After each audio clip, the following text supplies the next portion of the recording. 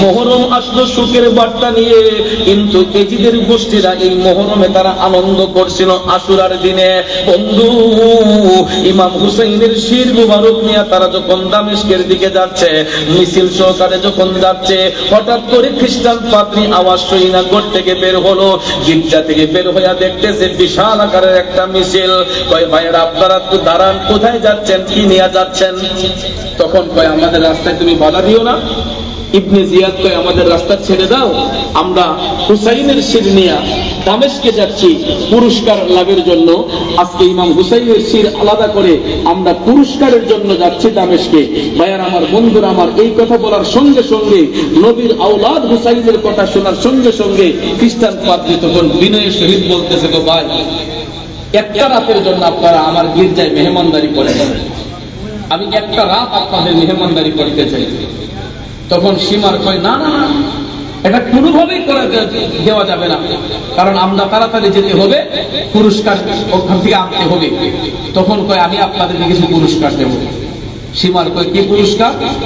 খ্রিস্টান পাদ্রী বলতেছে, কয় আমার সারা জীবনের উপার্জিত যত সম্পদ, আমার সারা জীবনের উপার্জিত যত স্বর্ণ মুদ্রা ছিল, এটা আমি একটা কলসের ভিতর ভরে রাখছিলাম, আমার সারা জীবনের সমস্ত স্বর্ণ মুদ্রা আপনাদেরকে দিয়ে দিব, তারপর একটা রাতের জন্য হুসাইনের শিরটা আমার গির্জার মধ্যে রাখেন। তখন সীমা ইবনে জিয়াদ টাকার লোভী, এজিদের গোষ্ঠী তো লোভী, ভাবছে যে ইহানে যদি আরো কিছু টাকা পাই তাহলে তো আমাদের জন্য ভালোই হয়। ঠিক আছে, আমরা রাজি হয়ে গেলাম। তখন কয় এখানে যাত্রা বিরতি হোক, আমরা এখানে অবস্থান করব। তখন ভাইয়ের আমার, খ্রিস্টান পাদ্রী তার গির্জা থেকে, উপাসনালয় থেকে, তার যেটার মধ্যে সে পূজা করে সেই পিয়ালাটা নিয়ে আসলো। আসার পরে ওই পিয়ালার মধ্যে ইমাম হুসাইনের শির মুবারক, কেল্লা মুবারক, এই পিয়ালার মধ্যে রাইখা একদিকে ওরা আরামায়েশ করতেছে, সীমার ইবনে জিয়াদ ঘুমাইতেছে নাকটাই না, আর ওইদিকে খ্রিস্টান পাদ্রী সারাটা রাত ইমাম হুসাইনের কেল্লা মুবারকের যে রক্ত মুবারক ছিল এইগুলাকে একটা কাপড় দিয়া, তার গায়ের জামা দিয়া সুন্দর করে পরিষ্কার করতে লাগলো, মুছতে লাগলো। মুছতে মুছতে মুছতে হঠাৎ করে রাত যখন গভীর হয়ে গেছে গো, এমন সময় দেখা যায় ইমাম হুসাইন রাদিয়াল্লাহু তাআলা আনহুর জবান মুবারক থেকে বের হচ্ছে লা ইলাহা ইল্লাল্লাহ, লা ইলাহা ইল্লাল্লাহ। শহীদরা মরানা জিন্দা, হুসাইন মরানা জিন্দা। আরে শহীদরা মরে না, আল্লাহ কোরআনে বলে, যাচাই করে দেখো সূরা বাকারা খুলে। ইমাম হাসান হুসাইন সেরা শহীদ, কোরআন হাদিস বলে, মাহে মুহররম আসিল সুখের বার্তা নিয়ে। ও সৈয়দপুরের বাবাজিরা, দেহ এক জায়গায় পড়ে আছে, কেল্লা মুবারকটা খ্রিস্টান পাদ্রীর গির্জার মধ্যে, কেবল হুসাইনের শির মুবারক কাঁদলো গো।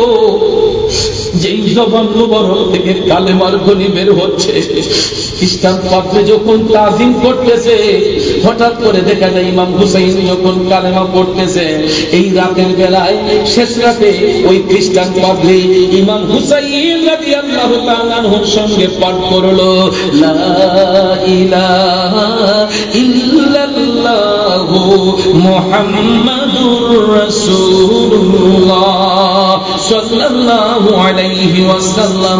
জুড়ে জুড়ে বলুন না সুবহানাল্লাহ। বন্ধু,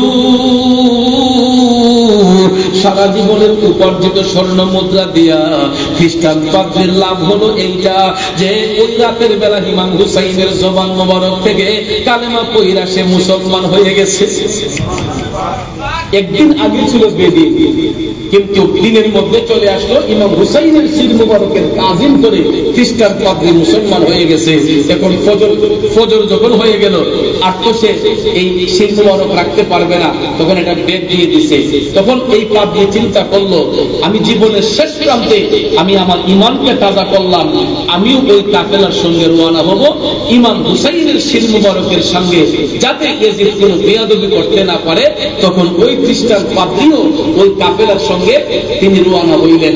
ভাইয়ের আমার, বন্ধুরা আমার, হইতে হইতে হইতে ইমাম হুসাইনের শির মুবারক নিয়ে যখন দামেস্কের মধ্যে আসা হইল, এটা কিন্তু 11 মুহররমের পরের ঘটনা, 10 মুহররমের পরের ঘটনা, 11 মুহররমের ঘটনা থেকে বলতেছি। তারা ইমাম হুসাইনের শির মুবারক নিয়ে এই দামেস্কের মধ্যে আসলো। আসার পরে এজিদ খুশি না বেজার? এজিদ খুশি না বেজার? এজিদ তো খুশি। কি এত আনন্দ তার বাড়িতে! এমন সময় ভাইয়ার আমার, সে তার সিংহাসনে বসে আছে। ইমাম হুসাইনের শির মুবারক যখন তার সামনে নিয়ে রাখা হয়েছে, তখন এই দুষ্ট শয়তান ইয়াজিদের হাতের মধ্যে একটা ছড়ি ছিল। কি ছিল? একটা ছড়ি, লাঠি। ওই লাঠি দিয়ে সে ইমাম হুসাইন রাদিয়াল্লাহু তাআলা আনহুর শির মুবারকের মধ্যে নাড়াচাড়ি করতেছে। আউযুবিল্লাহ কোন। তারপরে ভাইয়ারা আমার, পরিশেষে যখন ইমাম হুসাইনের দাঁত মুবারকের জায়গায় যখন সে ছড়ি লাঠি দিয়ে যখন নাড়া দিতে লাগলো, তখন ভাইয়ারা আমার, বন্ধুরা আমার, মুখতার বিন উবাইদুল্লাহ সাকফি, যিনি ইমাম হুসাইন রাদিয়াল্লাহু তাআলা আনহুকে সেভ করার জন্য অনেক চেষ্টা করেছিলেন, পরিশেষে যখন পারলেনই না, তিনি যখন দেখলেন যে এজিদের শির মুবারক আলাদা করেই ফেলছে হুসাইন রাদিয়াল্লাহু তাআলা আনহু, তখন ভাবলেন যে এজিদ আর তোমাকে রেহাই দেওয়া যাবে না। যখন ওই এজিদ, দুষ্ট শয়তান এজিদ, তার হাতের ছড়ি দিয়া ইমাম হুসাইনের দাঁত মুবারকের মধ্যে যখন ছড়ি দিয়ে নাড়াচাড়া দিতে লাগলো, সঙ্গে সঙ্গে মুখতার বিন উবাইদুল্লাহ সাকফি হাত টানাইয়া এজিদের গালের মধ্যে ঠাস করে থাপ্পড় মেরে দিয়েছেন। আল্লাহু আকবার। থাপ্পড় মারার সাথে সাথে ভাইয়ার আমার, পরিবেশটা একটু ঘোলাটা হয়ে গেছে।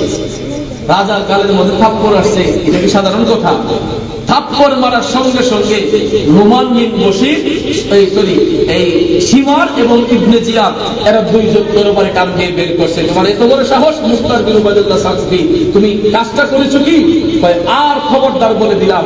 এখন দেখা যায় ভাইয়ার আমার, বন্ধুরা আমার, আরেকজন ইমাম হুসাইনকে সেভ করতে চেয়েছিলেন, যিনি ইমাম হুসাইনকে কারবালার ময়দানে রিসিভ করার জন্য এই এজিদ যখন পাঠাইছিল, ওনার নাম হচ্ছে হুর বিন ইয়াজিদ রিয়াহি। হুর বিন ইয়াজিদ রিয়াহি, উনিও ইমাম হুসাইনের পক্ষের লোক। যখন দেখলেন ইমাম হুসাইন শহীদ হয়ে গেলেন, তখন তারা এজিদের পক্ষ ছেড়ে দিলেন এবং ওই খ্রিস্টান পাদ্রী যিনি মুসলমান হইলেন, তারা তিনজন মিলে এই শিমার এবং ইবনে জিয়াদকে এমন ভাবে তারা টুকরো টুকরো করছেন, শিমার এবং ইবনে জিয়াদের হাড্ডিগুলা কেউ খুঁজে পাইছে না। গুস্ত হাড্ডিগুলা তাকসিলকে দিয়ে দিছে। আজ পর্যন্ত বলেন তো, শিমারের কবর কোন জায়গায় আছে কেউ বলতে পারবেন?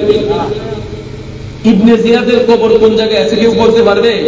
পরিশেষে যে দুষ্ট শয়তান ইয়াজিদ ইমাম হুসাইন রাদিয়াল্লাহু তাআলা আনহুর সঙ্গে বিয়াদবি করেছিল, এই ইয়াজিদকেও এমন ভাবে টুকরো টুকরো করা হয়েছে, তার হাড্ডি এক জায়গায়, গোশত আরেক জায়গায়, হাড্ডি এক জায়গায়, গোশত এক জায়গায়। ইয়াজিদেরও কবরের কোনো অস্তিত্ব নাই। আপনারা বলেন, ইমাম হুসাইনের তো রওজা শরীফ আছে, মাজার শরীফ আছে, আছে না? কিন্তু ইয়াজিদের কোনো মাজার আছে? ইয়াজিদের কোনো মাজার নাই।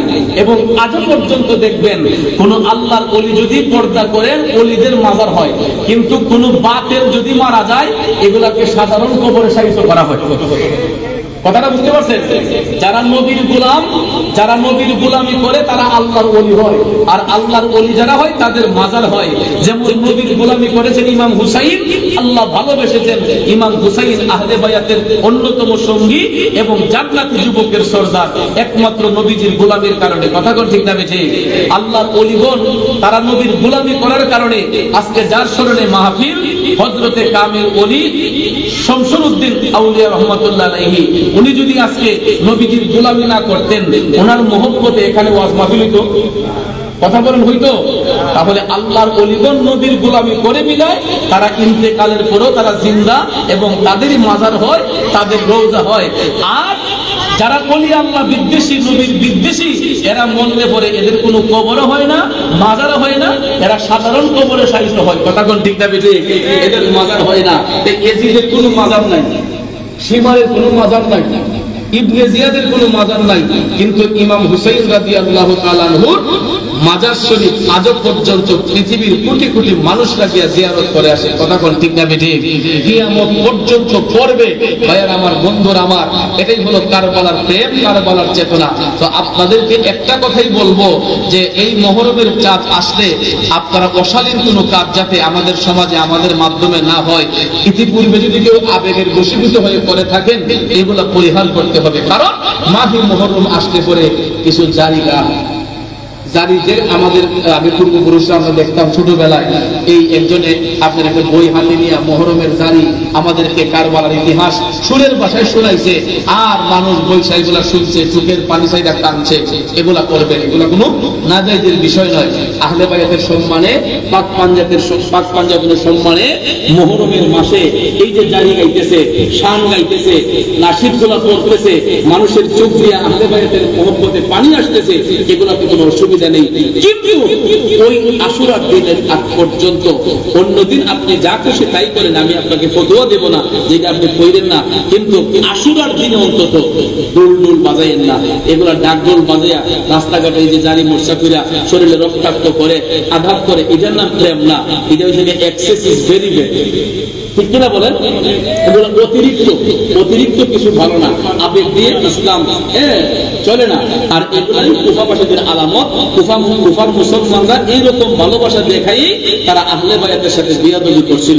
আমরা যেন এইরকম খাসিয়ত যাতে আমাদের মধ্যে না আসে, মুহররমের চাঁদে 10টি রোজা রাখবেন, আশুরার 1 থেকে 10 দিন। কারণ রমজানের রোজা রাখার পরে সবচাইতে ফজিলতময় রোজা আল্লাহর নবী বলেছেন মুহররমের রোজা। কারণ এই আশুরার দিনে আল্লাহ রাব্বুল আলামিন হযরত আদম আলাইহিস সালামের তওবা কবুল করেছেন।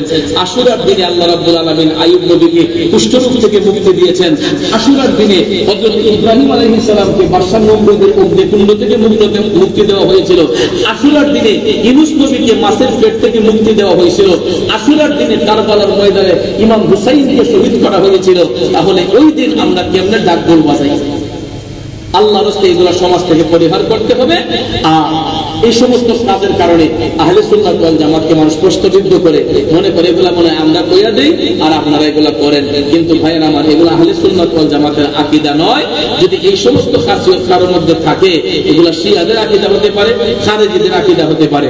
আহলে সুন্নাতের আকীদা এরকম হয় না। তো আল্লাহ রাব্বুল আলামিন যেন কারবালার মহব্বতে আমাদের অন্তরে যেন রাখতে পারি, কারবালার চেতনা নিয়ে আমরা যেন আমাদের ঈমান আকীদাকে মজবুত করতে পারি, সেই তৌফিক যেন আল্লাহ পাক আমি সহ আমাদের সবাইকে দান করেন। আমরা সবাই বলি আমিন। আর একটু জোরে